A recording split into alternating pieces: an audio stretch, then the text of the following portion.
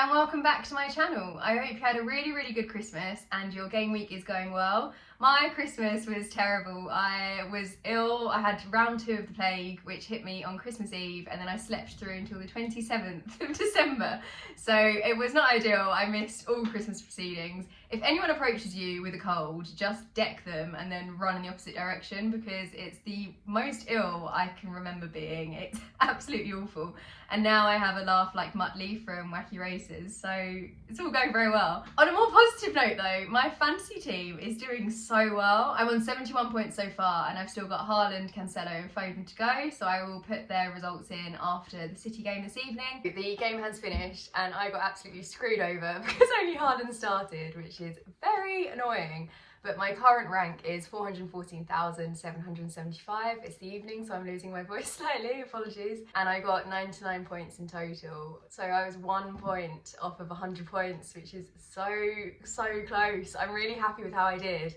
But if Foden or Cancelo hadn't have come on, I would have had Andreas's 3 points and it would have taken me over, but never mind. But we're feeling good, we're on a green arrow. But let's have a look at my team now and see how I'm doing. Starting with my keeper, Kepa. Oh my goodness, this man. Honestly, I was so proud of him. What a performance. He deserves every single one of those 9 points. I'm really glad that he got the 2 bonus. Obviously he made 4 saves, got an extra point, kept a clean sheet, played the full 90 minutes. There is nothing more I could ask for from a keeper. So hats off to you, Kepa. And I will be honest, I did go for Kepa in goal, as you can see, but part of me was tempted by Ward, and I'm so glad I did not go for Ward. I went for Kepa. I said in my last video that I need to have a bit more faith in Chelsea players, and Kepa has restored my faith in them. So, and Mount's performance, oh, I wish. I said, actually, yeah, that's really bad. My last video I said I don't quite have enough faith to bring Mount in. Oh, he was so good. He was so good. Hopefully this is Chelsea reignited, ready to go. Very excited to see them for the rest of the season. I'd actually forgotten what it was like to watch Chelsea play and actually enjoy it. So that was a lovely experience, and Kepa, icing on the cake. Thank you so much for 9 points. Cancelo, we will come to later. I'll leave a clip now. So Cancelo, and then future me will tell you how he did. So over to future me. Cancelo didn't come on until late, so I got 1 point, 1 entire point from my defender. And then Trippier, this man is so reliable. I am in love. Trippier was an absolute no-brainer for me. I knew that I was going to keep him in my team. I was really surprised to see people either get rid of him or put him on their bench for this game week. I just didn't see, I don't know, it didn't cross my mind to do so, and I'm very glad I didn't, because he got me 12 points. Played the full 90 minutes, got an assist, kept a clean sheet, and then got the 3 bonus points, all fully deserved. Absolutely over the moon with Trippier. He is just kind of one of those set and forget players for me. I can't imagine benching him at any point in the season. Reece James, 1 point. Now, everyone was saying it's going to be the Reece James roulette. My heart breaks for him, honestly. I can't criticise him at all, because it must be the most mentally draining thing, having injuries and not being able to play and releasing your full potential and all that kind of stuff, and missing out on the World Cup to then return and have that. I've got no bad words to say about him. My heart absolutely goes out for him. I saw on Twitter today, I think he's meant to be out for about 4 weeks, 3 to 4 weeks. Now, I know lots of people are transferring him out immediately, and my gut instinct was to bring in an Arsenal defender instead, because the biggest gap on my team is the lack of Arsenal players, and we saw from their game that they are absolutely on fire, and I need some Arsenal assets ASAP.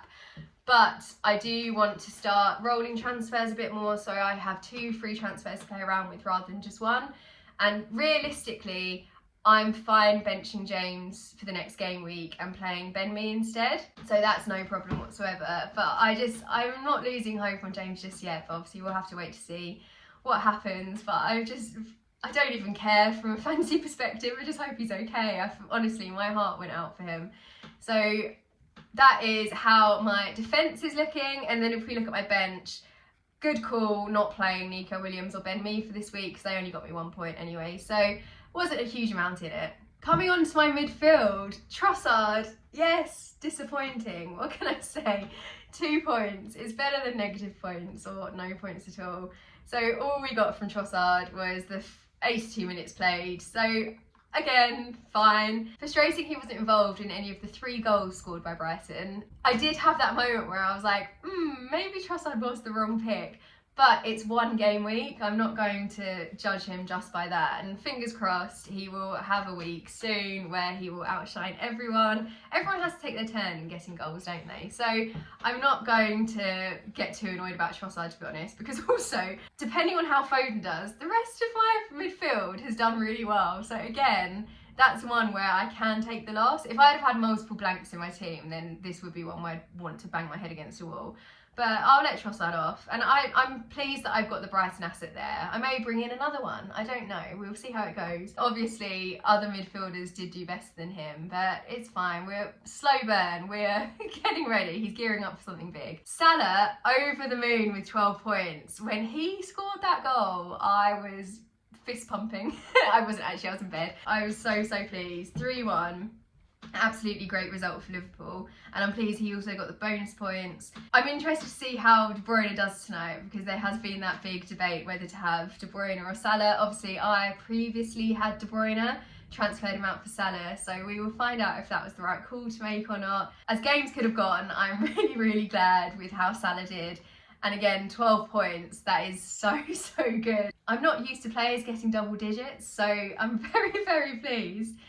Foden, I will put in again, hi to future me. Foden, another one, didn't come on until the second half and secured me 1 entire point. So, yeah, great midfield. Thank goodness to Salah and Rashford for saving me this week. I'm not going to take Foden out because I still have faith, and fingers crossed he will start in the next game. It's always a risk, isn't it? And I should have been more conscious that this was a possibility that could have happened, but 1 point, we'll take it, it's fine, but I do wish he'd have just remained on the bench. And then Rashford, if you've watched my videos before, you'll know I've got such a soft spot for Forest. They're like my second team.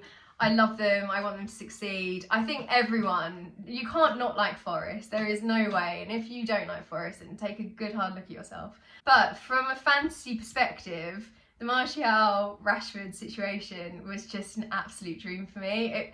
Rashford was one of those picks that I was quite nervous about, because if you look at his history, he hasn't really, apart from the Arsenal game, he hasn't really had an outstanding week.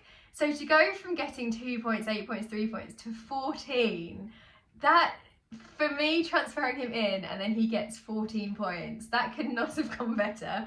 He got the assist, he got a goal, he kept a clean sheet. I was really pleased. I didn't celebrate on Twitter though. I didn't post anything about my players doing well in FPL, because there is still that bigger part of me that loves Forest, but I welcome this. I haven't been planning to keep my United players for that long, to be honest. Ideally, I wanted to go up to Gameweek 19 and then probably ahead of City, get rid of them and then replace them with Arsenal assets instead.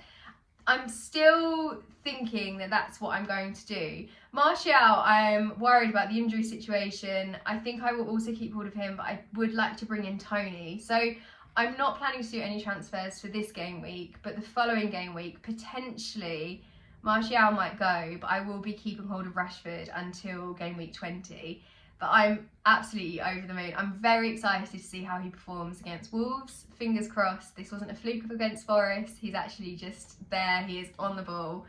Absolutely incredible stuff. Thank you, Marcus Rashford. 10 out of 10. And then coming into my front three, over to future me for Haaland. 26 points because I captained him. Absolutely over the moon. 2 goals. The man is unstoppable. He will just be my captain forevermore. There's not really much more to say about Haaland. Mitrovic. I feel smug. There's no other way of putting it. So many people messaged me or commented or sent me DMs giving me advice, which is appreciated and it's really lovely, but telling me I was wrong for having Mitrovic in my team, saying that he wasn't going to play. And I know the comments about him having the injury, so frustrating, and my heart goes out to people that brought Mitrovic out of Callum Wilson, because that is such rotten luck, so bad. And I know those people were just doing the right thing, but I'm so happy that I stuck with Mitrovic because that performance, my goodness. 2 assists, a goal, obviously got the 3 bonus points because he is, oh, Ralph. as I was saying, obviously got the 3 bonus points because the man was on fire. But what a return to FPL. So impressive. What a game from Fulham, to be fair. And for 6.9 million, I am absolutely delighted with what he did. I'm obviously going to keep hold of him for the fixture against Southampton. I am still slightly nervous about the yellow card situation, do not get me wrong. But it's so worth the punt. And this is where sometimes in FPL, it's so much fun taking a risk. Because obviously it was a risk to take him when he wasn't necessarily going to play because he might not have been fit enough, plus the yellow card situation. But it paid off even more when he did play. He did so well. And I was really pleased. It was so much fun.